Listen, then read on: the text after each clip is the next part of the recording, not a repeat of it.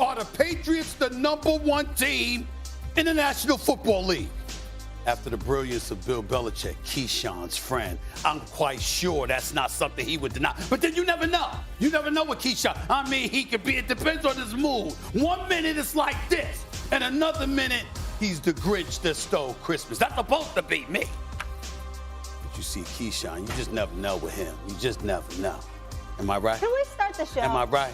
Am I right? I'm good, man. Don't worry about who I'm picking. Haircut looks good, though. I'll give you that. First takes in the house. Let's rock. We have a lot of respect for Buffalo, and we're going to have to play our best game. We know that. It's Monday night. It's big time. We got to go out there and play as such. Damian Harris threw everyone. 64 yards. I think touchdown. That's Buffalo football. Throw, caught, touchdown. And the Bills are on the board with a short field. It's a 1-point game. This chess match to me is just absolutely fascinating. 4th and 14 for Buffalo. And it's knocked away. Miles Bryant. And the Patriots maintain the top seed in the AFC. Good day. What's going on, everybody? Welcome into First Take. It is Tuesday, so you know what that means. Keyshawn Johnson. Good morning. Stephen A. What's up, my brother? What's going on, man? I'm here. I'm in your world. Really? Out here, We're all cold, in his all world. outside and everything. Hey, listen. It's all right. It's all right. It's all right to be in my world because I invite everybody. I'm very inclusive. Let's rock. All right, Jeff Saturday is going to be with us later. Mina Kimes and the Hall of Famer Kurt Warner for an entire half hour. Can't wait for that. Except for Jeff Saturday. I don't know if I want him in my world. I don't know about Jeff Saturday sometimes. Why? 'Cause he tells you I don't feel the love. I don't feel the love. I got a decent list last week. We'll see. All right.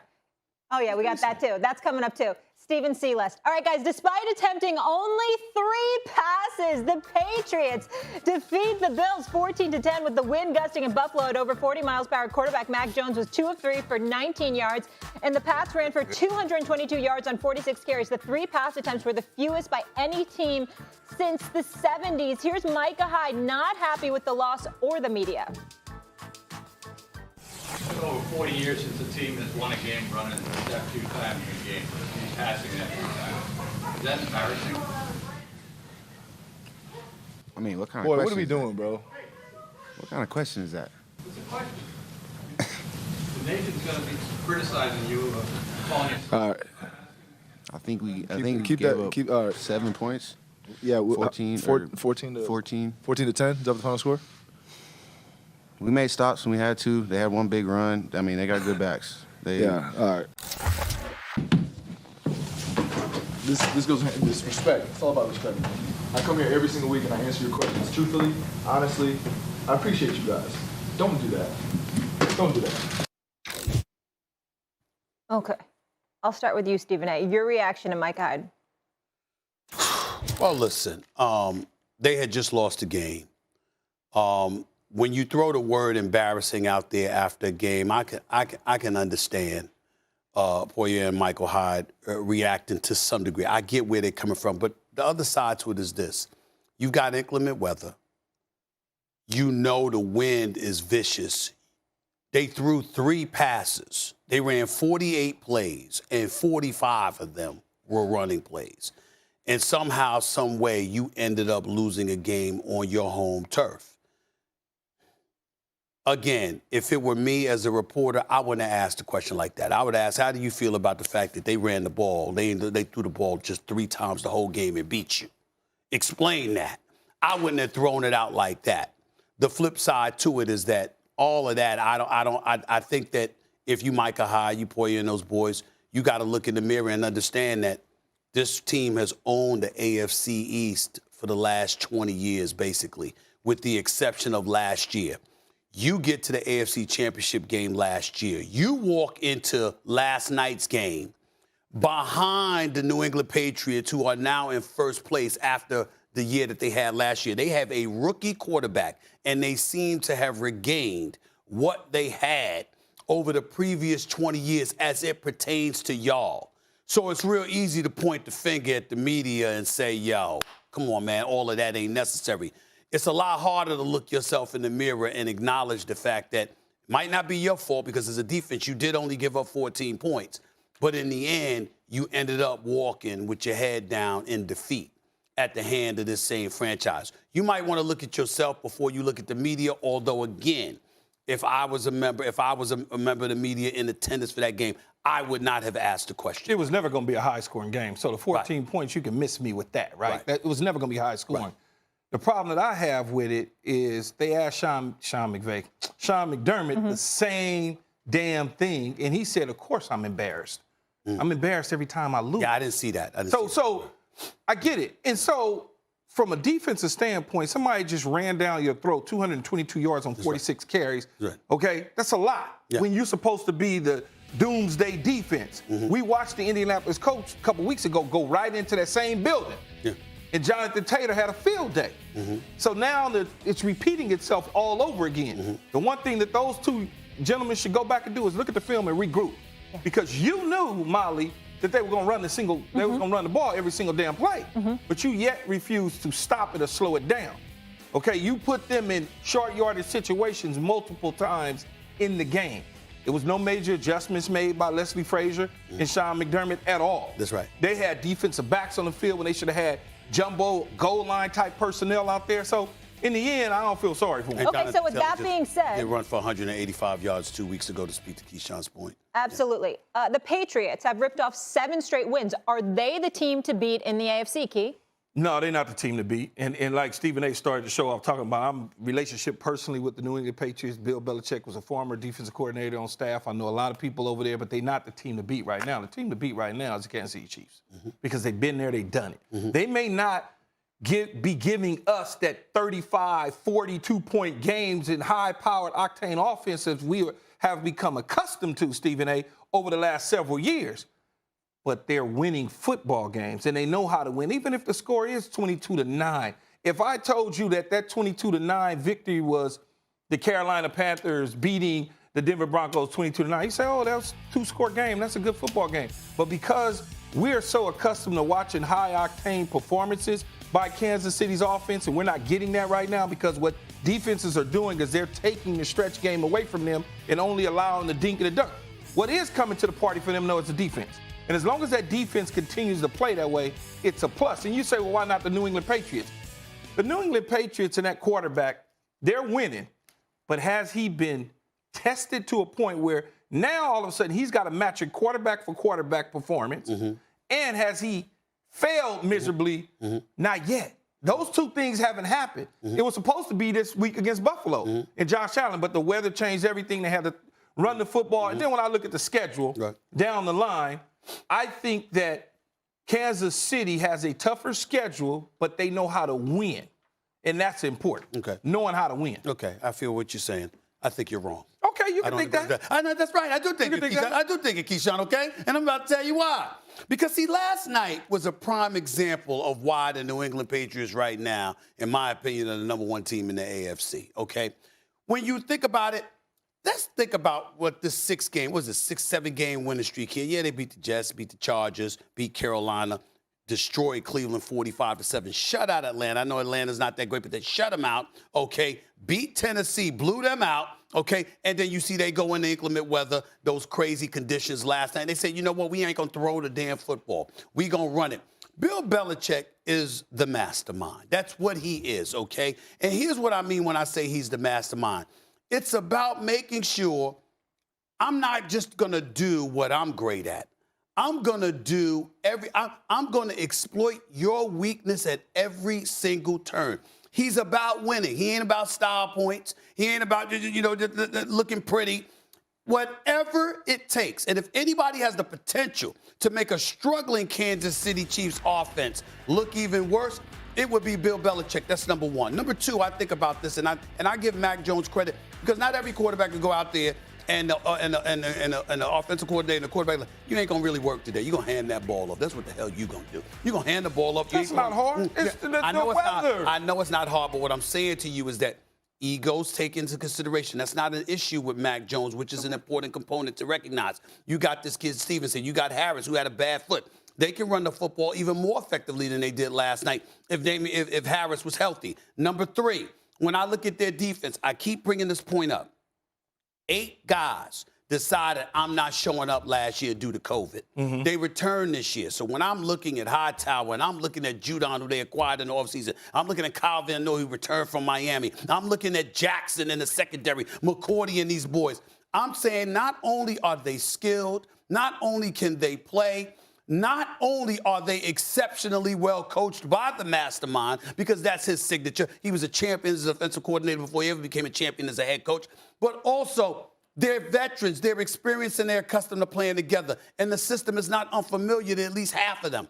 So I take those things into consideration. I consider how elite their defense is. I'm thinking about December and January, maybe not weather like Buffalo last night, but still it's not going to be ideal. Kansas City plays in Kansas City, so we know they can handle it. All I'm saying is when I look at New England, I look at New England as the most complete team in the AFC. We know what Kansas City can do based on history. What we haven't seen enough of from them is them do it this year. Early part of the season, their defense was a problem. As the season has waned, offense has become more of a problem. You do realize New England was 2-4 at the start of the season. That's right. Stephen I do understand that. And as I said, I'm looking at a 7-game winning streak. But as I said, and that's fine. And Kansas City's on a winning streak too. Okay, I don't know if you're checking your statistics and looking at your little pretty computer. That's right. But at the end, it's really nice. As I said before, your mind and your eyes are telling you Kansas City of old, the way they were winning. The way that they're winning now is a formula for them. And I'm saying the way they're winning now can't beat New England. Absolutely, I don't think right now. Absolutely, it can. I think that the Kansas. Absolutely, here's my thing. I'm glad you pointed out because that crystallizes the difference between your thinking and mine. I think what we've seen from Kansas City over the previous 2 years, I think 3 years actually, I think that Kansas City team is different. This Kansas City team, I see losing to a New England and Foxborough. I see losing to a New England and Foxborough. No, because all it takes is 1 or 2 chunk plays. Okay. A Tyreek Hill 60-yard touchdown. A Kelsey a 45-yard touchdown. Now you put them 2 touchdowns together with that 22 points. That's a different number. Okay. People are taking that away right now. And so what Patrick Mahomes decided to do is he's going to dink and dunk and methodically hurt you as the defense continues to get better. Okay. When the season gets into playoff time, he can unleash that just like that. All I know is Patriots have the best record in the AFC. It'll be fun to see them against the Colts. They match up well together. Guys, big NFC matchup this weekend, though. The Dallas Cowboys facing Washington, winners of 4 straight, who are just 2 games behind Dallas. Dallas is all but a lock to make the playoffs, but now Washington has a 40% chance to make it after having less than a 2% chance following their 2-6 start. Stephen A., should the Cowboys be considered, should they be concerned about the NFC East? I think so. Because they're the Dallas Cowboys. That's why. I find this to be utterly hilarious. Understand something. I have a modicum of respect for the Washington football team. I'd appreciate if they get a name, personally. That's just me. Get a name. I mean, damn. Yeah, the Washington football team. Damn it, for all we know, that could be the Pacific Northwest. You ain't even say D.C. for crying out loud. You ain't even say nation's capital. I mean, we don't know. I mean, get a name. Get a name, damn it, okay? But let me say this in all seriousness. We all know it's the NFC least. We all know. I mean, don't get me started with your Giants. We pray for them every day. The Philadelphia Eagles. We're getting a new quarterback. Yeah, you know, it's not. I mean, we understand.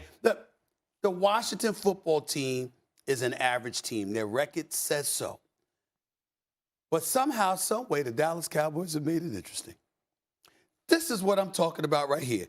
Ezekiel Elliott's not 100%. We know Pollard can ball, but are you going to give him the ball enough, Mike McCarthy? Kellen Moore, you going to give him the ball enough? We got Gallup back and CeeDee Lamb and Amari Cooper. How active are they going to be? You going to get them the ball? You going to run this offense? You know, you look at Micah Parsons with Trayvon Diggs. He had an interception, Diggs, the first 7 games of the season, okay, before he fell off a little bit, okay? I'm just looking at it from the standpoint that we're expecting guys to come back like DeMarcus Lawrence and others. We expect Randy Gregory as well. We expect these dudes to be upgraded, but somehow, some way, there's always something. They got 2 games against Washington. Yes. This weekend, I think Dallas is going to lose this weekend. I really do. I think Dallas is going to find a way to lose this game this weekend coming up right here at FedEx Field in the nation's capital. Wouldn't surprise me at all. Dallas is clearly the better team, but somehow, some way, they are allergic to expectations. They are allergic to prosperity. The more you bloviate about them, the more they fall. This is what they do. And as a result, right now, I still think they're going to win the division. But my point is, the question is, something to worry about? Something to be concerned about? You're damn right, because they're 2 games up on Washington, but you play Washington twice, okay? And I think you're going to lose one of those games. They're going to make this very, very interesting and turn a cakewalk into a thriller for the NFC least crown. It's the Cowboys. It's what they do. No, it's nothing to worry about. It's what they do. It's nothing to worry about. I think the one thing that they got to do is just continue to play football. Yeah. Can't listen to Stephen A's of the world. You cannot listen to him. Well, you could get because motivated by it. He Mike will Rivers says that. simply. Mike Rivers says he that. says what? The same thing you Yeah, say. you can't listen to you, man, because you will Ignore make the it noise. seem as though the world is getting ready to crash on the Dallas Cowboys. Right. Yes, they do play the Washington football team twice more. Yeah. There's no question about that, but they are the superior team, man. Yes, they had some hiccups against Denver, and the Raiders clipped them or whatnot. That's right. But I think with everybody coming back and healthy, they're going to win the division, and that's all that really matters. Jeff Saturday, break the tie. Break the tie for me. Where are you on this? Stephen A, I'm coming with you today. He needs help. I'm coming with you. I'm just saying. Here's the concern I have for the Cowboys. Is everything was going great. They have a 6-game win streak. They're leading the league in rushing. They're dominating. They're playing physical football. We have some bumps, bruises, guys missing time. I get all that. Starts to kind of snowball a little bit. Now this team has completely changed. Washington football team's playing with house money. Taylor Heineke, you think he's concerned? That dude ain't concerned. If Ron Rivera can keep this game close into the 3rd quarter, I think all the pressure flips to the Cowboys of how are we going to do it. Now, listen, I respect Dak Prescott. I think this dude is an elite quarterback, probably one of the best in the business. But to ask this team to play outside of their defense, got to continue to make turnovers. And if you look at Washington, their last 4 games, which, by the way, Tampa Bay was one of them, they kept the ball 40 minutes against the opposing offense having the ball 20 minutes. That's a huge swing. You keep the ball away from Dak. Now you put the pressure on all those skilled guys to go make plays. I played on one of the best offenses in NFL history. The way that you slowed us down was keep us off the field because you feel that angst, right? You feel that tension that you have to go make plays, and all of a sudden you're not getting the times, you're not getting the cuts at it. It gets frustrating in a hurry. So I got to lean towards it. A lot of pressure on the Cowboys, a lot of expectations when they were on that run, a lot of Super Bowl conversations. People hear it. Whether you try to or not, you hear it. This is the thing that makes me laugh because, see, I look at somebody like Keyshawn, right? And I'm thinking about this 4-game winning streak that Washington was on, and I'm laughing about it because I'm just looking at it here. They beat Tom Brady. Yeah. Okay. They beat Cam Newton, yeah, and they beat Seattle, Russell Wilson, and then they beat your former league MVP, the Derek Carr. I never said he was a league MVP. You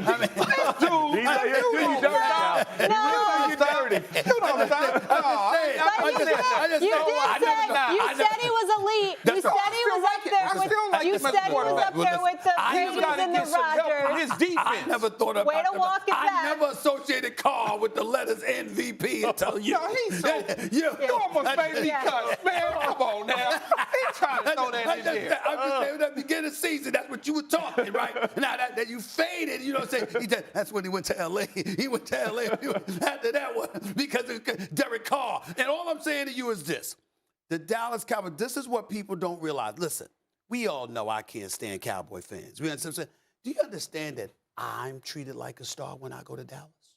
I mean, these people, they can't get enough of me. They drive me crazy. Now, if they're that way with me, could you imagine how they are with the players? That's right. And these players in Dallas, they walking around love feeling football, man. For sure. Well, I'm just saying, these young cats walking around feeling themselves. Yeah, we arrived. And then all of a sudden they nose down. This is what they do. This is what they do. On the road against New Orleans with a half of a coaching staff, no offensive line coaches at all. Took care of business, win the game. You got to give them credit. Take some credit. I understand that. That's fine. It doesn't matter, though. You can't throw, right? They still you know you can't went throw, right? Yeah. They still went on the road. Hey, don't believe the contract. He ain't really the quarterback. Don't look at the letter QB. Just Saturday, Keyshawn Johnson. Could y'all explain to me how that brother got his contract? He got pictures of somebody or something? I need his How the hell Jason takes him to get that money? What'd he do? What did he do? Man, you got to ask Sean Payton. I'm just saying, Sean Payton got some questions to answer. Sean Payton's got some questions to answer. Listen, Taysom Hill belongs in the NFL. He's a football player. He's a football player. He's a football player. They didn't pay him like a quarterback. But a quarterback. What the hell is that about? Stay out of that man's pockets. All right. I'm just saying he ain't getting on his money. I'm just saying how the hell he get it? Who he got pictures on? Okay. What has he done? What kind of conspiracy is going on? He has the versatility of the offense. Dallas 4.5-point favorites. I think Dallas is going to win this game. Dallas by the way, gonna win that going away. Jeff Saturday will be back with us in just a bit. A few times. I just wanted to throw that out there. It's a new day with the New York Giants. So 2022 is our year, and a lot's changing. Well, they got rid of their offensive coordinator. Still 2021. Yeah, 2022. It's December. What's the day? December 7th. Your Steelers are sorry. He got that special coffee this morning. 7th. And by the way, happy birthday to my older sister, Linda. Love you, baby girl. Here's the bottom line. Is just throwing that out there. It's my sister's birthday. It's my sister's birthday. I'm just saying, but it's just December. It ain't 2022 yet. Okay. So that means the Lion Giants will lose at least 3 more times. Take it down a notch. We have a lot more. Hold on, big time. Good to see you. So excited about American Underdog. We'll get into that. It's coming out on Christmas Day. But first, let's talk a little football, shall we? Okay? Maybe we'll do some quarterbacks. You know a thing or two about that. And guess where I'm starting, Kurt? Teflon Tom. The man keeps thriving. 44 years young. Still lighting it up. Brady threw for 4 touchdowns, 368 yards Sunday as he went to 10-0 all-time versus the Falcons. And it's numbers like those that have the GOAT on top of the MVP odds, according to our friends at Caesars. Brady is the 6th player in NFL history to have at least 6 games with 4 or more passing scores in a season. The other 5 all won MVP. Kurt, if you were going to win a Super Bowl this season, which quarterback would you want at the helm? This season or last season or the last 20 seasons, I'm only taking one guy. I'm taking the best quarterback to ever play the game. We can make any debate we want about Aaron Rodgers and how great he is and how talented he is, but I'm taking the guy that in the biggest moment always plays his best football, and that's Tom Brady. And so to still be doing it at this age, this well, I remember when I was playing, I always felt like I got better every year because I understood the game more. That's exactly what it looks like with Tom Brady, is that he's not losing anything physically, and he just gets better and better with his feel for the game. So this, to me, is a no-brainer. As great as Aaron Rodgers and plenty other quarterbacks are, you take the guy that finds a way in the biggest moment to make that play, to have that big game gene. I will take Tom Brady all day, every day, twice on Sunday. Kurt Warner, as you scour the National Football League, not just the NFC Conference, but the National Football League, and you see Aaron Rodgers, you see a guy like Kyler Murray, right? You see what Belichick is doing in New England. You see, Patrick Mahomes, and ultimately they're on a winning streak now. They're coming. Who do you think is the biggest threat to dethroning and knocking off the Tampa Bay Buccaneers and Tom Brady? It's a great question, and I'm going to lean to my home team right now, is that I know we look at Kyler Murray and the Cardinals, and there's still a part of me that says, okay, you still got to prove it to me, right? A team that hasn't won a playoff game, a young quarterback. Of course, I still have to see it come playoff time. They got to prove it to me that they can do it. But the more I watch this team, the more I see a team that can win a lot of different ways. I'm a true believer that when you get to the playoffs, you have to be able to win away from your strength. Is that the good teams in the league are going to say, okay, this is what you do really, really well. We're going to take that away. Can you win another way? And when I look at this Cardinals team, every week they seem to win a different way. You got Kyler that's playing at an MVP level, that can throw the ball as a special thrower of the football, can run it as we see here. But last week he threw 15 times, and I know it was against the Bears, but my point being, they can win running the football when they need to. They can win with defense when they need to. They can rush the passer. They can play on the back end. This, to me, is just the most complete team in the National Football League. The Patriots would probably be right behind them with what you see them do, offensive line, defensive line, what they're doing defensively, the way they run the football. But again, just not ready to quite go there because of their young quarterback to say that they're going to be in that category to knock off the champs. Before we move on from this, Stephen A., who would you rather have? Me personally, it would be Aaron Rodgers. I mean, I'm just at a point right now. I think that you listen. I look at Tom Brady. Here's where I'm at with this, Kurt. I look at Tom Brady. He's a 7-time Super Bowl champion. Not to question his motivation in any way, because he's a winner. Plain and simple. That's what makes him the greatest. He's a winner. But there is something to be said about accomplishing those lofty goals and getting to a point where, you know what, if I never do anything else, my legacy, my stature, my cachet, my status within this game is cemented. I never have to worry about a thing. When I'm thinking about a guy like Aaron Rodgers and how he came into the season with all the acrimony that was existing in Green Bay, and I think about the way in which he has played, and then I think about the personnel surrounding him. He's got a running game to go with a passing game now and a defense that has improved as well. And he's starving for a championship. He only has one. Not only that, only one Super Bowl appearance. I think that this particular situation is arguably the best situation he has been in his entire career, not just to win a Super Bowl, but to dictate the future that he wants to dictate for himself. And that's what I'm going with in this particular situation. Any issue with that at all? Molly, what was the question? Which quarterback would you rather have? It's not even a conversation to have. Tom damn Brady, man. I like Aaron Rodgers, too. I like Kurt Warner. Tom Brady. I like Peyton Manning. Tom Brady, period. I mean, he left the New England Patriots. We thought he was going to Miami to retire, going to Tampa Bay just to retire. He went there to win a Super Bowl and got it done. Yeah. He got it done, and he came back in the offseason and said, you know what? I'm going to have a better year than I had the year before. And guess what? Despite receivers in and out of lineup, he's having a better year. It's not even close. I mean, I get it. I like Aaron Rodgers.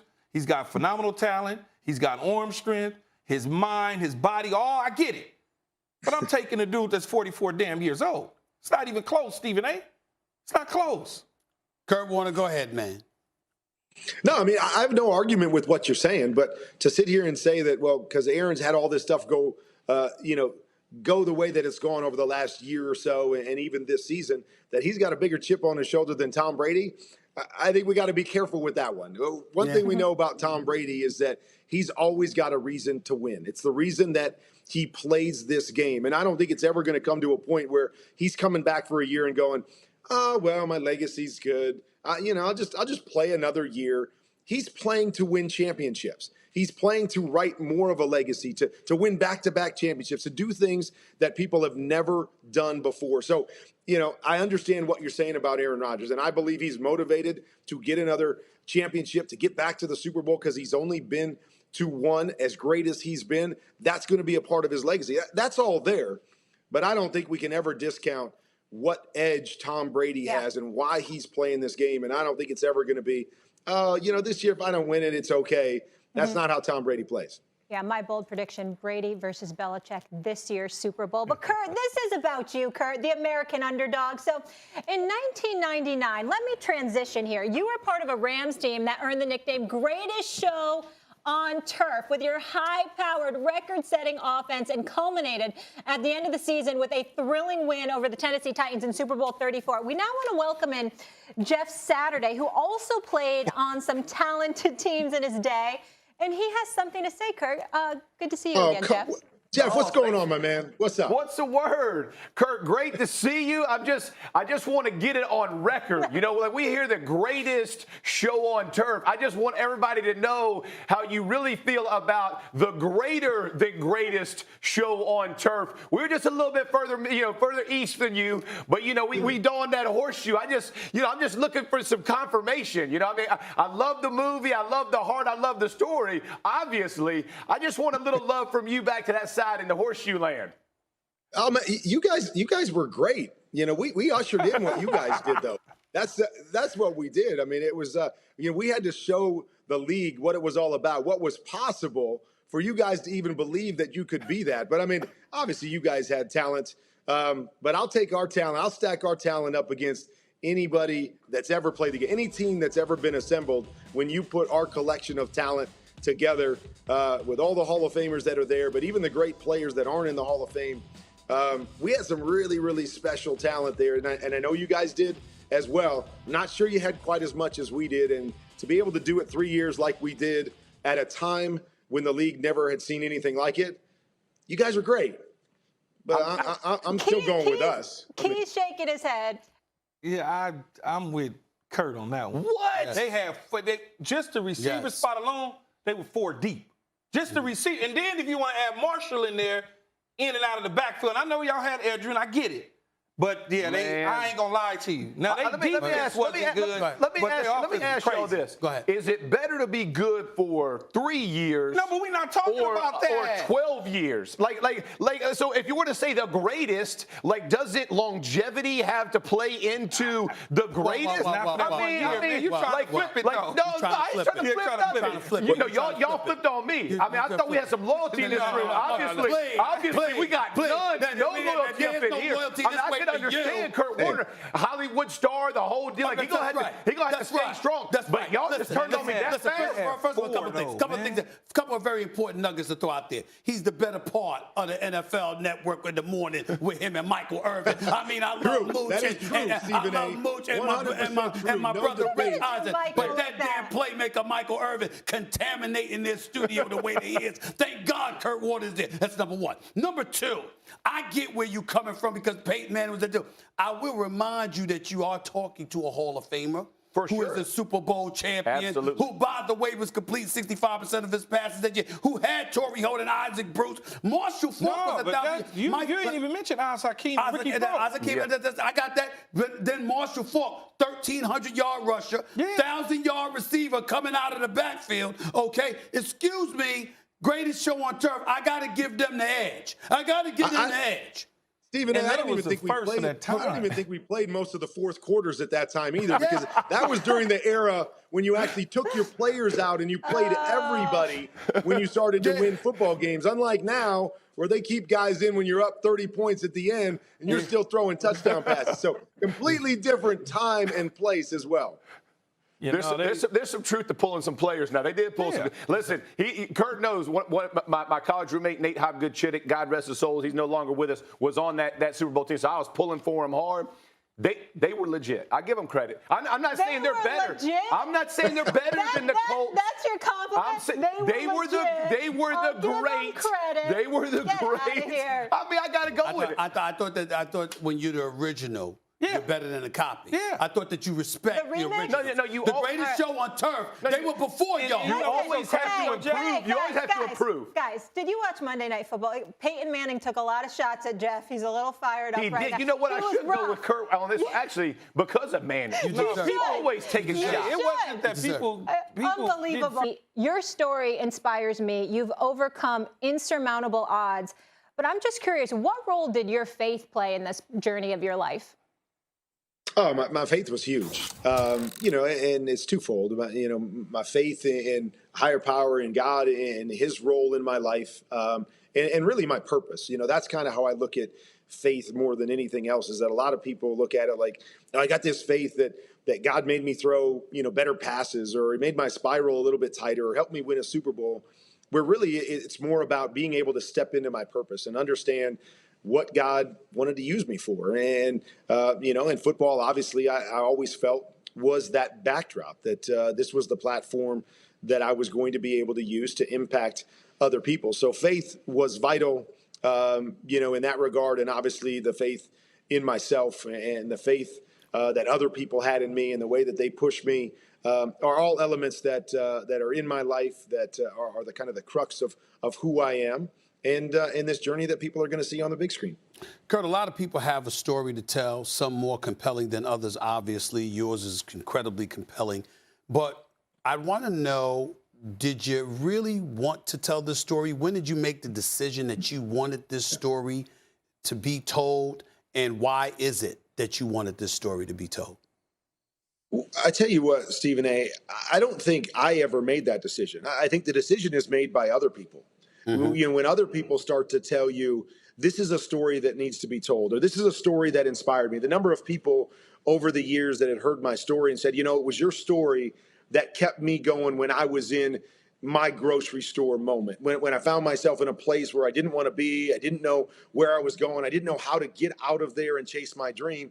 It was your story that kept me going. And so when you hear things like that and people start telling you, hey, this is a story that can inspire people and it can encourage people, and especially the timing right now coming out of this pandemic and all the people that find themselves in an underdog role now that probably never saw themselves in this role up until a couple years ago, or never thought that they would be in this particular role. So the timing is great. And the thing that you guys will see when you see the movie is that it's my underdog story, but it's not just my story.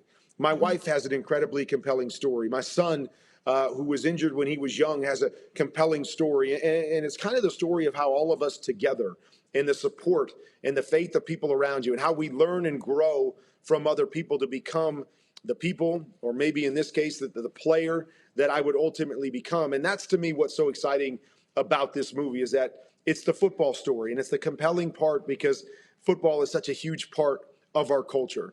But to me, it's a real life story. And that's what connects with people. And Stephen A., back to your point, that's why we felt this movie could be made and would be made, is because so many people can connect with the real life part of my journey and my wife's journey and our journey together. Yeah, and it's a beautiful journey. And the timing is certainly divine. And obviously, most of us can't relate to the football aspect, but can relate to being in that grocery store. And like you said, in terms of where we are right now in coming out of this pandemic and so many people are at home suffering, Kurt, what's the one message you would want to say to those people, or what you would say to that young Kurt Warner who is down and out? Yeah, something that we say in our household all the time, and we try to preach to our 7 kids who find themselves in a different place than we were a lot of times in our life, but that never let your circumstances define you. I think too often in life, we allow those circumstances to dictate what we think about ourselves or other people, to share what they think about us simply because of the circumstances that we find ourselves in. And, that was me in that grocery store where I'm like, I don't know how I got here. I don't know how I get out of here. And so many people wanted to define me by that. I mean, we've heard the story a million times on why nobody thought I could play in the NFL. Why? Well, because you worked in a grocery store. Well, that must mean you can't play football. And I think a lot of people find themselves in those situations where the circumstances say one thing, but we got to truly believe who we are. We got to understand what our purpose is and what our gifts are. And we've got to walk in that instead of in those circumstances. So I think that would be simply defined as saying, don't ever let your circumstances or other people use your circumstances to define who you are. Think greater than your circumstances. That's a profound message that anybody can embrace and receive, especially not just people on the come up, but people who have already arrived, like, say, for example, some NFL players. But I asked this last question to you because obviously you do an outstanding job working on the NFL Network and calling games the way that you do in a lot of the different areas. I ask you this about the NFL.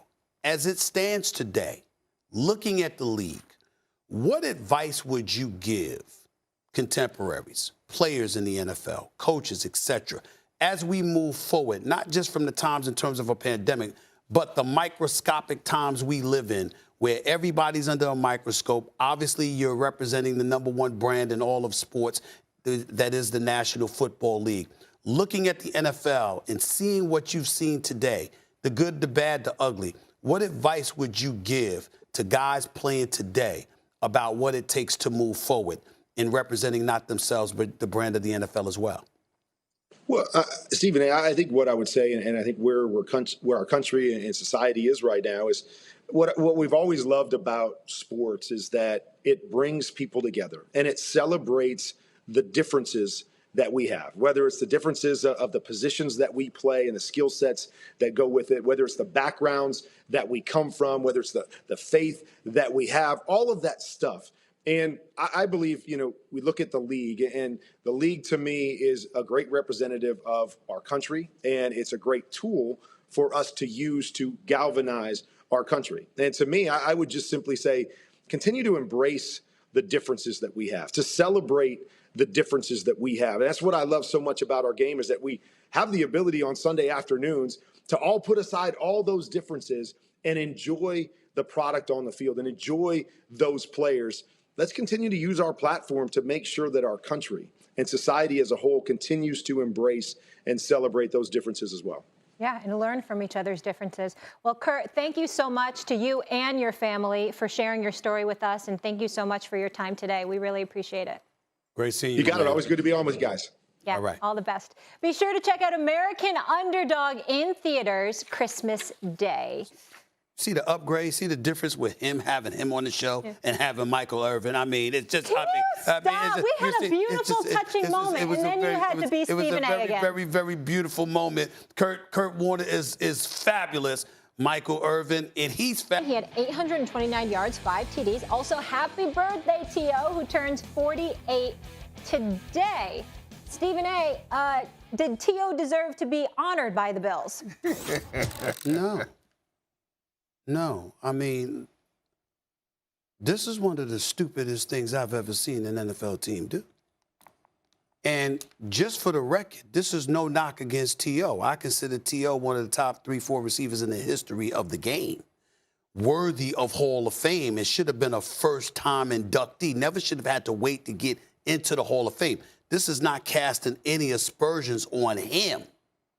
But prior to being in Buffalo, he spent 8 years in San Francisco. He spent 3 years in Dallas. He spent 2 years in Philadelphia. So if you the Dallas Cowboys, where you never won a playoff game, they wouldn't need to retire your number, all right, and honor you as a legend of the game.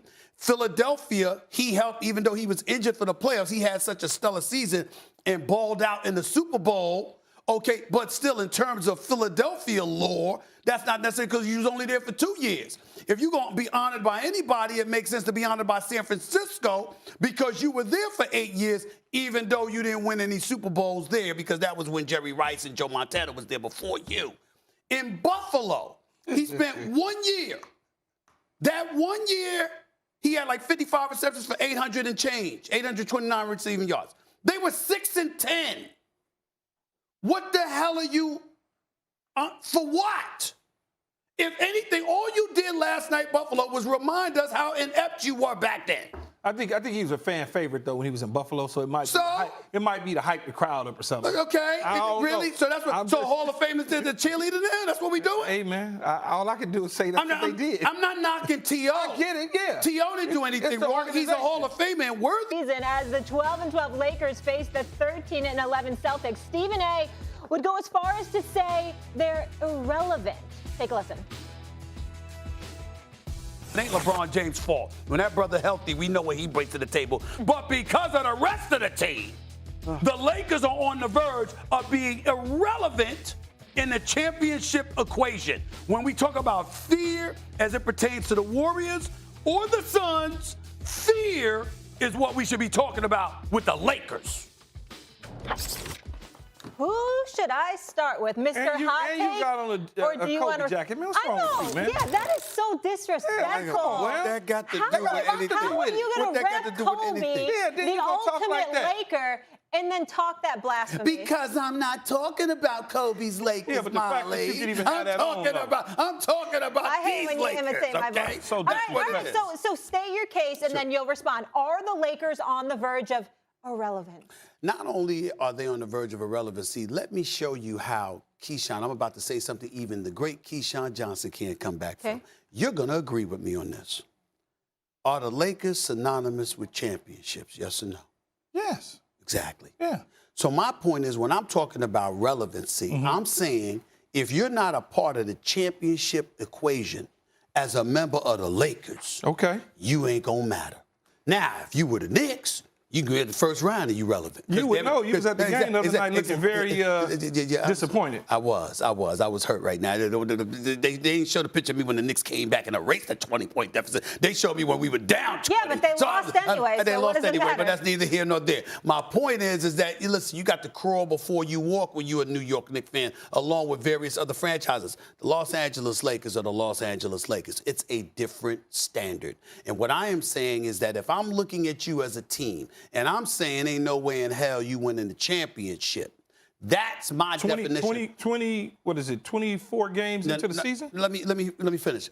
I'm saying I'm just expressing what my belief is as it pertains to relevancy for the Los Angeles Lakers. Okay. If this were the Clippers, I wouldn't say that. If this was another team without those championship expectations or championship expectations were foreign to them, I wouldn't say that. But I'm saying when you're the Lakers and LeBron James is the face of your franchise and you got Anthony Davis and you got Russell Wilson and Russell Westbrook, and I'm looking at your franchise and I'm like, ain't no way in hell you winning the chip. Okay. That's relevant. That's different, so for me, I'm saying to you this. The Golden State Warriors are the best team as far as I'm concerned. Right now, today. They ain't nobody in the West. The only team that's got a chance of beating them is the Phoenix Suns. The Los Angeles Lakers might not make it out the first round. This is what I'm saying about the Los Angeles Lakers. That's why I make that statement. You might be right. But they ain't beat Phoenix and they ain't beating the Warriors. But I don't know that 24 games into the season, and neither do you, Stephen A. As much as you cover the NBA. Warriors? No, Warriors? you can't. No, we're talking about the Lakers. All right, no. You're saying they can't get out. You're saying they can't get out the first round. You're saying they're getting ready to become irrelevant. I'm saying that's how they look like they're very tough. No, that's not what you said. You said they get ready to become irrelevant. That's what I'm saying. I'm telling you. I don't know that. Let me say this to you never. Let me guarantee you this. They ain't beating no Warriors. But we're not talking about bringing up the Warriors. Because I agree with you based on the way that they're playing right now. They know where in the hell they're going to beat anybody. Okay. But we're only 24 games into the season. Now, if you talk to me after All-Star break and we still sitting at sub 500 and we looking like clunkers, then I'm going to cave in to you, no question about it. But as we sit right now, and you know this as well as I know, because you've been covering the NBA forever, LeBron James' new teams have always started out slow when they mixing things up. That's true. We've been injured in and out of the lineup. We got to get AD to act right. Huh? Even when he went to Miami at first. It took a minute. Yeah. Everywhere. Even when he got back to Cleveland the second time around. So give it some time before you start just condemning us. But it's not about the team. It's not about just how the team is playing. It's about the personnel that you have. Like, for example, you ain't going to get Russell Westbrook a jump shot. Now, Anthony Davis, as big time as he is, you're not going to get him comfortable playing the 5. That's just not who he is. You made a right decision by starting Dwight Howard a few games ago. You should do that. DeAndre Jordan should never been started. It should have been Dwight Howard. But in the end, what I'm saying is they got a problem shooting the basketball, and I'm not. We have not shot the ball well. And by the way, I said this on Countdown Friday night. Let me state this right in front of your face. I'm not wishing for this. I'm not calling for this. They don't change quickly. Frank Vogel's going to get fired. Okay, pause right there. LeBron responded to that. I want to play some sound. Criticism comes with the job. Frank is a strong-minded guy. He has a great coaching staff. And we as his players have to do a better job of going out and producing on the floor. So we're a team in the organization that that don't mind some adversity, that don't mind people saying things about us, obviously, because it comes with the territory. Can I respond without even asking a question? That annoys me. What? Let me explain. Criticism, adversity, it's neither. We're watching. You're not playing in the privacy of your home. You're not playing in your bedroom or something like that. You are playing in front of thousands of people and millions watching. All folks are doing is saying, "Yo, we watching the game of basketball," and that is not what we're supposed to be seeing. But you are criticizing it by and not using the context of how the team is constructed and where they're at. So you basically, not you, but people are starting to chatter about he needs to be fired if he doesn't do this or that. Which it could become a fireable offense at some point in time. I don't think they're there yet. They're not there yet, right? I mean, you got to let them gel a little bit, man. Let me say this. Frank Vogel won a title. Yes, 2 years ago. Or 2 years ago. Frank Vogel had the #1 defense for years. When he was coaching in Indiana, he had a top-rated defense, #1, #3, whatever. It was always that way. One year he was #1, another year he was #3. He is known as a defensive mind. The Los Angeles Lakers has been hovering around 27th, 28th ranked defense for months now. When you consider the fact that LeBron is 36, that Russell Westbrook is 32 going on 33, LeBron will be 37 this month, Anthony Davis is your younger player, Melo's 37, who, by the way, has been playing well and what have you. When you consider that in the window of opportunity available to you, you can't afford, if you're Jeannie Buss and Rob Pelinka, to sit around and wait when you know the window is now. Warriors ain't getting worse. Phoenix Suns ain't getting worse. Utah ain't getting worse. By the way, the job Jason Kidd's doing in Dallas, they ain't getting worse. Kawhi is eventually coming back to the Clippers, who beat the Lakers last week. They ain't getting worse, and they got one of, if not the best coach in basketball in Ty Lue. When you witness all of that transpiring before your very eyes, there comes a point in time, if you're the Lakers, where you got to make a change. I'm not advocating for it because I believe in Frank Vogel. But these players can talk all they want to, but you ain't produced it for him. You didn't produce last year. You sat around and was feeling yourself because you were champions. You damn sure ain't feeling yourself this year. And oh, by the way, this is the same Genie Bus, and everybody forgets this. This is the same Genie Bus that ended up fighting in court and out of court for control of the franchise over her brother.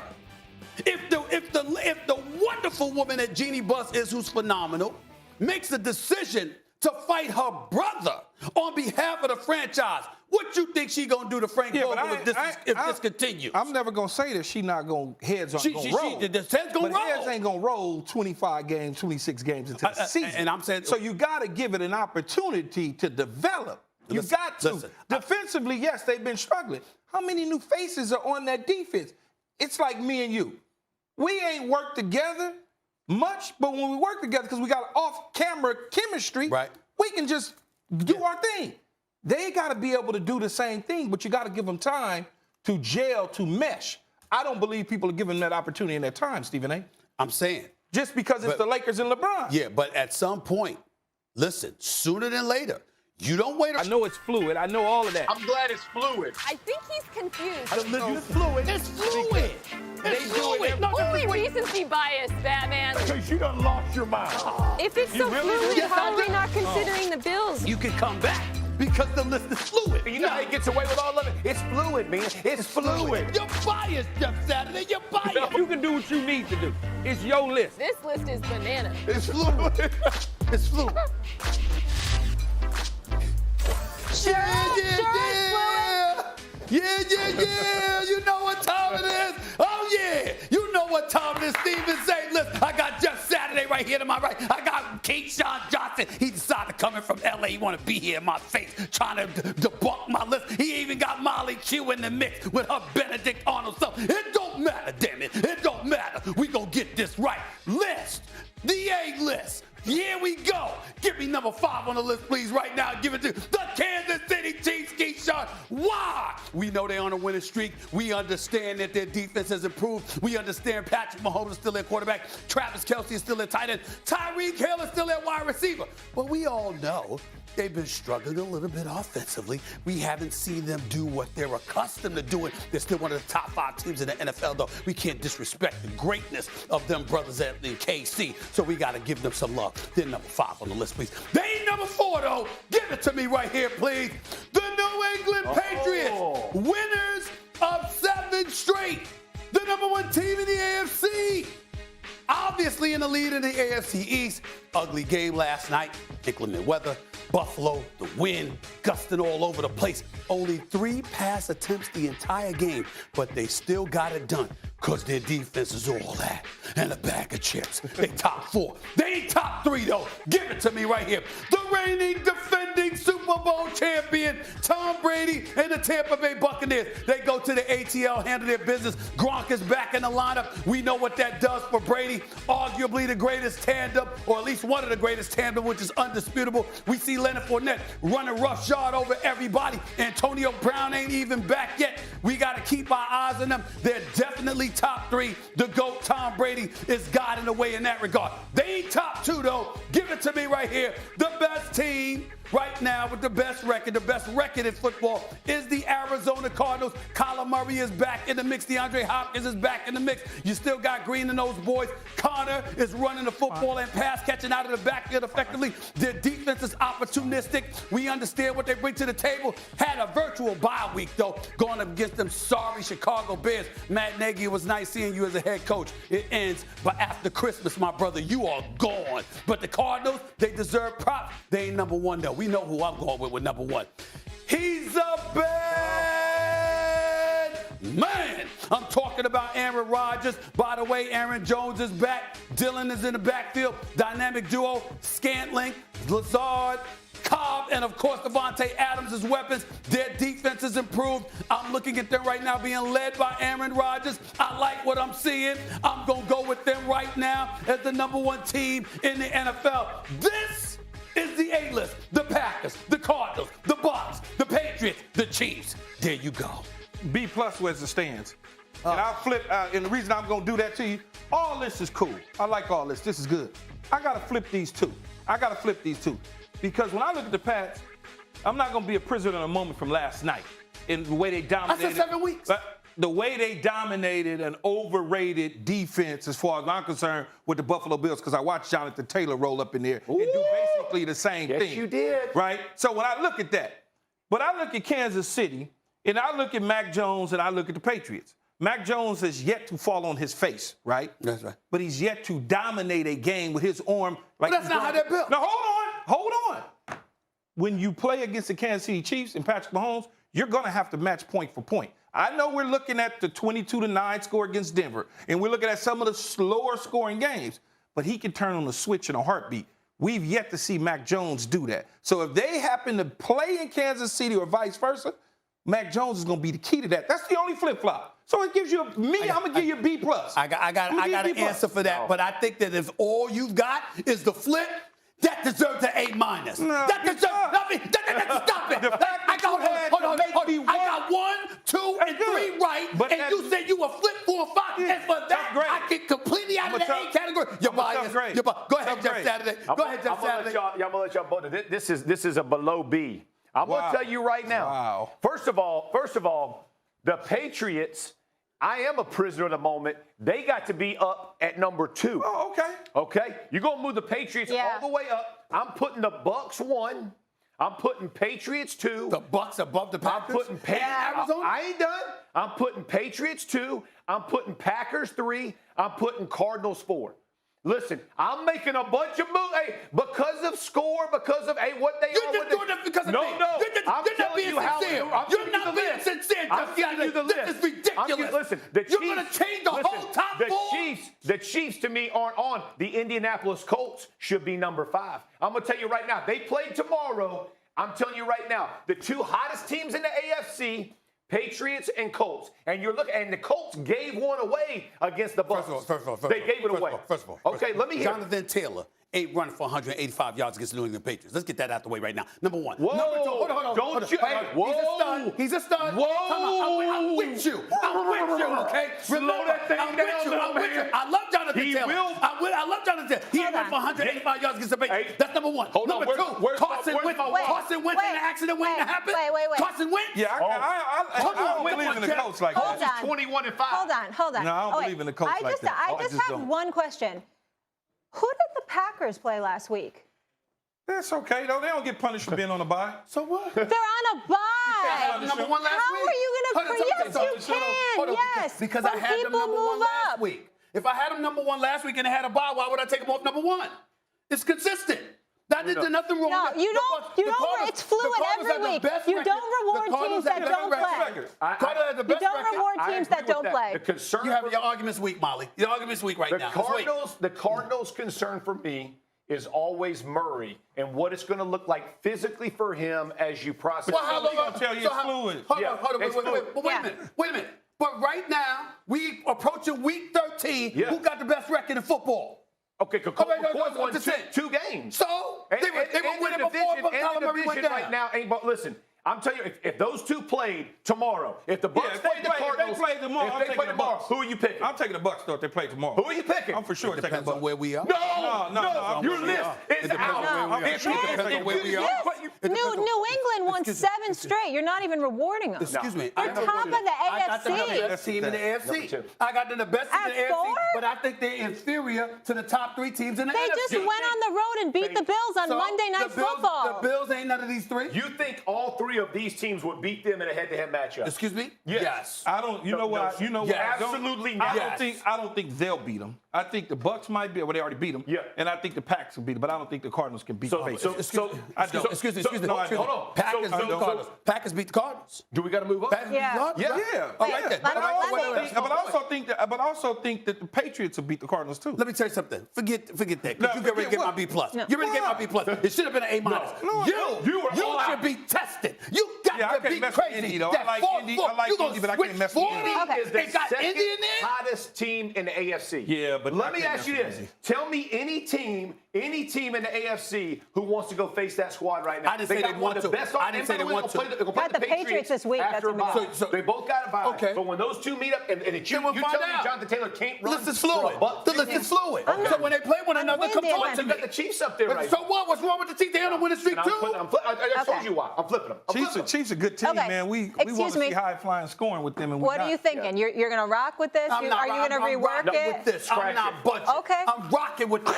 Jeff Saturday should be tested. I wish this it was on man paper. is just hating. You should give me an A- at the very least if you agree with the top three. No, Listen. flipping. Come on, man. We know what it is. This flight, please. The pride goeth before the fall. We know what it is. Tell 'em. Still ahead after last night's home loss to the The way I've played, especially recently, I'm just not shy about shooting the ball. So the game will dictate what that looks like.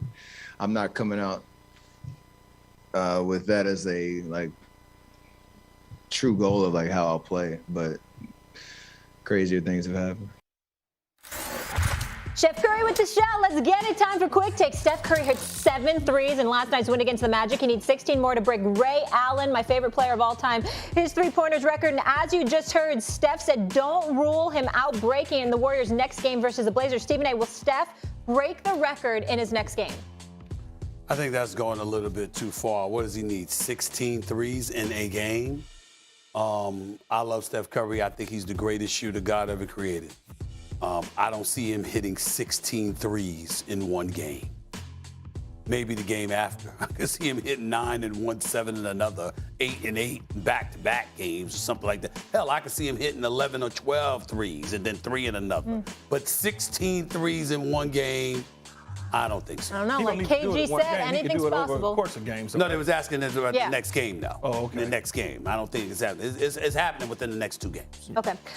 Key, the Hurricanes officially parted ways with Coach Manny Diaz yesterday and shortly after hired Oregon's Mario Cristobal to take his place. Key, what's your reaction to the way that whole situation was handled? It was a debacle. They actually hired Mario Cristobal a couple weeks ago. We just didn't know that they officially did it because they didn't announce it. Okay, it was like a little bit of negotiations going on or whatever the case may be.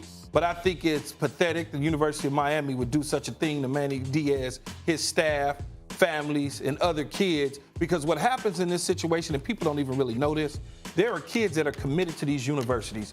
And when new coaches come in, right before the early signing period, the first thing that happens is those coaches now evaluate those players, and those players passed up on other scholarships from other universities, and now they left out in the cold. It'll be over 400 kids that will miss out on scholarships that are either seniors or juniors getting ready to be seniors in high school this recruiting cycle because of the portal and because of head coaching changes in college football. Now, I understand what people will say is Manny Diaz did the same thing to Temple.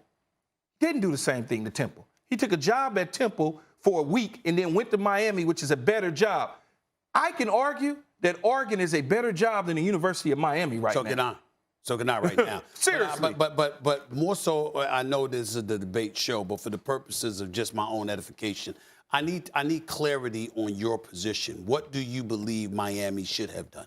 I think Miami should have let Manny Diaz know, say, man, we going to go after Coach Cristobal. We want to take you off the road, let your assistant still recruit. If we get a deal done, then we want to retain you. If not, they should have just fired him as soon as the season was over. But how would that affect the players? Which players? I'm saying the players that are, they've already committed, right? Yes. All right, so what was that? What was that going to do for them? Because the timing gives them an opportunity to make a different decision. The timing right now, the signing period is like next week. Okay. There's scholarships and they that didn't are have gone. the So this is like a 2-week period. This is like an extra 2 weeks. Yeah. So you're saying that's a critical moment in time. Absolutely. That extra 2 weeks. Yeah. Man, that bought them that time. It hurts to a core. Okay. It hurts. All right. We believe you. I don't have any pushback on that. All right. I don't have any pushback. We'll keep it rolling, guys. You Still got ahead. pushback? I'm gonna push you right on. No, if I always have pushback, but in this case, it doesn't warrant it. Back this, okay? Still ahead, the Pats ran the ball down the Bills' throats last night in treacherous weather. Might the Bills find themselves run out of the playoff picture before we know it? Plus, how often do you get to be graced by one of the absolute legends of football, Kurt Warner, joining First Take shortly? Don't miss it.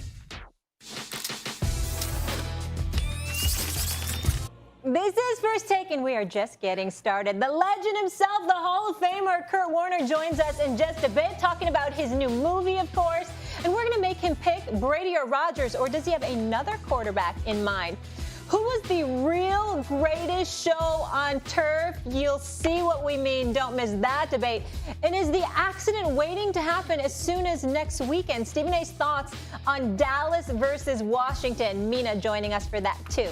But first, Monday Night Football, despite attempting only 3 passes, the Patriots defeating the Bills 14-10, the wind gusting in Buffalo at over 40 miles per hour. Mac Jones, 2 of 3 for 19 yards, and the Pats ran for 222 yards on 46 carries. The 3 pass attempts were the fewest by any team since the 70s. Mina joining us now. Good morning, Mina. Hi. Hey, hey. Thank you for having me. Of course. Mina, I'm going to start with you here. Are the Bills more likely to make the Super Bowl or miss the playoffs? So this is a little bit challenging, obviously, coming off of such a demoralizing victory. But looking at the question, make the playoffs versus the Super Bowl, basically you're asking, will the Bills miss the playoffs? And I don't think so. Just looking at the rest of their schedule, they've got Carolina, the Falcons, and the Jets. 2 difficult games against the Bucs and the Patriots. I think they've got a better shot against the Pats in normal record. But even if they lose those games, Molly, I think given all of the uncertainty in the rest of the AFC and the other team schedules, the Bills have a good shot of making it in. That's reflected in 538's playoff prediction index, which gives them a 73% shot of making it. Look, the Patriots are a nightmare matchup for Buffalo. The way they are built, frankly, from a personnel perspective, the Patriots have an advantage. It's why they won last night. And frankly, the Buffalo Bills should consider building a dome given the way their team is built. But the playoffs are all about matchups, and all they have to do is get the right matchups to make it to the Super Bowl. Yeah, they got to get into the playoffs first, though, Mina. And I understand what 538 says and the analytics say, but my eyes tell me they're going to lose to the Tampa Bay Bucs. They may take care of the Carolina Panthers, but then they got to go to New England. And that guy up in New England is in the brain cells of the Buffalo Bills. He's really has gotten them. They thought for a minute that they were going to own the AFC East. He decided a year ago to let them rent it. Now he wants his space back and took him to the woodshed last night. Now you talk about Atlanta, the New York Jets down the line. There's no question about it. But the other teams in the AFC, the Chargers aren't going to go anywhere. They're not going anywhere at all. Right. And then you look at Baltimore and Cincinnati, you got those teams that are all right there. So it's going to be challenging for them. I think if they drop those 2 games to the Bucs and 1 to New England, it's really going to get tight on them. I agree with Mina. I think that the Buffalo Bills have a better shot at going to the Super Bowl than they have of missing the playoffs, because I'm scouring the rest of the NFC, and I'm thinking about, okay, Baltimore, Cincy, Pittsburgh, are they going to, listen, somebody's got to win that division. We get all of that. But who's going to be a wild card coming out of that division? I look at the AFC West. Okay, we've got Kansas City in the mix. We saw that the Chargers went into Cincinnati. Lucked up personally because they were up 24-0, and then since he scored 22 straight, you go for a 2-point conversion. You get called for an offsides, and then you miss the extra point. So you miss out on not just 2 points, but then the 1 point, okay? And then after that, Mixon fumbled. And then, of course, the game was out of hand pretty much thereafter. But you look at the AFC West, whether it's Denver, it's the Chargers, or both of them going to get in, I think Buffalo's got a shot to get in ahead of one of them. And so when I look at it from that perspective, once you're in the postseason, all right, your kryptonite is the New England Patriots, no doubt. But against everybody else, we saw what Buffalo did to Kansas City. We don't question what Buffalo could do against Baltimore, a team they beat in the playoffs last year, okay? In the AFC South, unless Derrick Henry's coming back, they can't beat Tennessee, even though they lost to Tennessee earlier this year in the Thriller. I think they could beat Tennessee. So when you look at it from that perspective, the bottom line is, again, I'm not saying that the Buffalo Bills are going to go to the Super Bowl, but do they have a better shot of making the Super Bowl rather than missing the playoffs? I think they got a better shot at making the Super Bowl. You forgot about Indy, and you mentioned Tennessee. I did. But Indy is right there. So we're not even talking. Me personally, I don't think they're going to win the division. Right. I don't think they're going to win the division. Yeah. So those other teams that would take that, 5, 6, 7 spot, there's probably, what do you think, Mina, 8 teams 9 teams looking for that 5, 6, 7 spot. But they've got challenging schedules as well, Key. Like when I was thinking about this question, I looked through each of the wild card teams' schedules. A lot of them have to play the Chiefs. Some of them have to play the Patriots. It's all about the path to getting there. What I'm saying is, I think even if Buffalo drops those 2 games to Tampa Bay and the reunion with New England, I still think that they can get in. Now, once they get in, it's a whole different question. And like Stephen A said, it really just comes down to matchups. I think in addition to the Patriots, the Colts, as we saw, are also a nightmare matchup for Buffalo. But if Buffalo gets any of those other teams, as you laid out, I think they can get to the Super Bowl, or pardon me, the AFC Championship game. It really just all depends on who you end up playing, because these teams are all built so differently. Kate, let me ask you another hot topic. It's been the weather. Does bad weather football determine the better team? No, but to me, it determines the better staff and the game plan. When you're undermanned, I've been in one of these situations. The difference is I was inside a dome. We played Atlanta when I was with the Carolina Panthers. We threw the ball 7 times. Chris Winkie was 4 of 7 for 32 yards and a touchdown. We ran 55 times. And we were in a dome, but we had Chris Winkie at quarterback. So when you look at the situation and you say to yourself, it's such bad weather, there's only certain things you can do. Bill Belichick went for 2 because he couldn't kick the PAT because he knew we would miss. Then you look at the Buffalo Bills, they didn't get in. They attempted a field goal. It went wide right. All that is game planning, understanding the weather, understanding all sorts of things. I don't understand it, why Buffalo decided to try and throw the football as much as they did. 30 times. They couldn't run it. They couldn't run it. I mean, look, did you see? Did you watch Singletary and Moss try to run the ball, Breda? But, Mina, you continue with the run. There's only one big pop for the New England Patriots. It was one big pop, 60-something yards, but they continue to establish the run and get to short and medium. I mean, my dispute here is what I would argue is the Patriots won because of the way they're built. This is a team that is built to play in those conditions. They are built to run the football. They have an incredible run, regardless of the conditions. We have seen all season, this is a very good, very well coached, but very dominant from a personnel perspective running game. That offensive line and that fullback, they move bodies. We saw that all night long with their jumbo personnel. The Bills simply aren't built that way. And I think you can criticize them for that, for not having a change-up in terms of the way they're built, especially given where they're located. But from a coaching perspective, if they had continued handing it off, they would have continued getting stuffed. My quibble with McDermott, I agree with you about the kick there. I think Josh Allen needed more carries in the red zone. That's the thing that puzzles me. I don't know how you finish this game with Josh Allen only getting 6 carries. He is your most dynamic weapon on the ground, and they should have run him more. Yeah, well, there you go. Run him more. However you do it, you need to run the football instead of dropping back 30 times, dinking and dunking, because you were not going to be able to take shots down the field. And that's why New England played the majority of man-to-man coverage, because they obviously knew that they're not going to push the ball down the field. All we got to do is come up, tackle, and rally. And that's what they did, and they got out of there with a W. Well, for me personally, I think the one thing that we all got to take into consideration, we're thinking about inclement weather and the way it can stymie and restrict an offense. We're not thinking about the teams capable of taking advantage of it and making sure that they look just as, if not more effective in that inclement weather because of the opposition that can't handle it. In Buffalo's case, because you got a situation where they're one-dimensional and ultimately you got an offensive coordinator that doesn't make the greatest decisions, they're a bit handicapped to some degree. But in the case of Kansas City, in the case of New England, in the case potentially of a Cincinnati who seems to disappoint you every time you expect anything from them, but we know that they have the talent. You look at that. You look at Baltimore. You look at Tennessee, not Indy because they're in the dome, but you look at some of these teams. They are capable of making some noise in inclement weather, and that could make things very interesting. You always want to have something portable. There's no question about it. You want to be able to travel with the running game, and I do think New England can travel with the running game. I just believe when you make adjustments and you go into a game with multiple game plans, you know the weather's going to be messed up. The offensive line, they die for that. Yeah. We should have had Jeff Saturday on. They die for that, to run the football.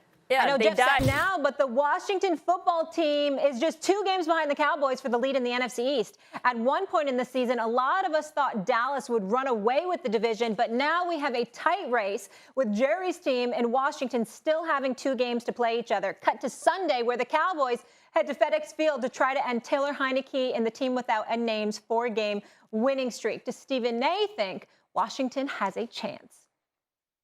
Y'all ain't going nowhere. You know y'all ain't going to win a playoff game, right? You know, listen, do you understand that the Washington football team, the team without a name, the team with Mr. Muffler as the quarterback, but Mr. Heineke. Funny dude, man. I'm trying to, you got 2 games against the Washington football team. Right. Do you realize that they're in a position? 4 straight, do you realize, 2 games behind them. Do you realize they're in a position to take first place from y'all? I'm shocked. Stephen A has the Dallas Cowboys on upset alert. Mina, do you agree with Stephen A? I do not agree. I think Dallas should win this game. I think Dallas will win this game. Y'all can save this clip if I end up looking stupid, but I don't think I will, simply because they're the better football team, Stephen A. I mean, first of all, offensively, yes, we're coming off of a game where a little bit disappointing. I think Dak is still coming back from that calf injury. You see him hesitating sometimes to take open rush lanes, but they are healthy. And this Washington defense, while they are much improved after an abysmal start to the season, since the Bucs game, they've mostly played pretty soft offenses, which is why they're still 31st in DVOA, which actually reflects the strength of the teams they're playing. And yes, that includes my Seahawks, who were absolutely putrid. Defensively, Taylor Heineke's found a way to win. He's a fun quarterback, but I watch him week after week. He should be intercepted. He should have been picked 6th last week, and they should have lost. As a result, this Cowboys defense is opportunistic, and I suspect they'll find a way to take advantage of Taylor Heineke's riskiness. Now, I'll just ask you guys this. Point me to one area on the football field in which Washington has an advantage over Dallas. I simply don't think you can, because Dallas is the better team. Well, first of all, a couple of things, Mina. And put Mina on the screen, please. I want to look at Mina when I'm saying what I'm about to say. First of all, you ain't got to smile when you say you disagree with me. I mean, my goodness, just smile and laughing at me in advance. I get where you're coming from, Mina. I didn't do that to you when you already been wrong about Seattle. I didn't do that to you, okay? And oh, by the way, I certainly don't think you're foolish. None of us are flawless. We're all flawed in our own way. None of us are perfect, okay? We're more right than wrong, but sometimes that's how it goes. Here's the deal with the Dallas Cowboys. Mina, were they better than the Denver Broncos? No. No, not at all. Not at all. Not at all. I mean, we've seen this team. We've seen this team. They were injured, yeah, but even injured, they were considerably better. And they certainly didn't deserve to be down 30-0 at one point in that game. But somehow, some way, that's what happened. And all I'm trying to say to you is this.